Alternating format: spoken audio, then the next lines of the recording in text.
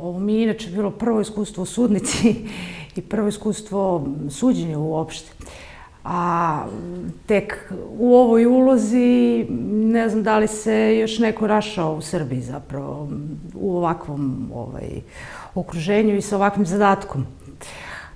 Samim tim bilo je, mogu reći, poprilično izazovno kako preneti i atmosferu i sam ambijent i sam tok celog suđenja. Na licu mesta smo pravili prve krokije.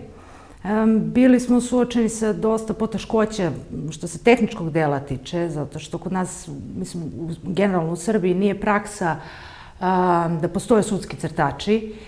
Tako da smo imali ovako dosta izazovnih momenata, ali na licu mesta uspeli smo da skiciramo, da dođemo do nekih osnovnih elemenata, osnovnih likovnih elemenata sa kojima kasnije možemo da radimo, kojima možemo da manipulišemo i tako dalje.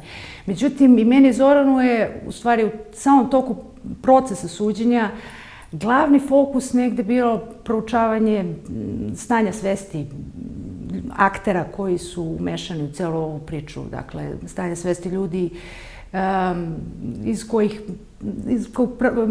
dolazi do ovakvih akcija zbog kojih mora da se pokreće borba za očuvanje zdravog razuma i prirodnih resursa i svega ostaloga i to smo u stvari stavili negde u fokus naše pažnje.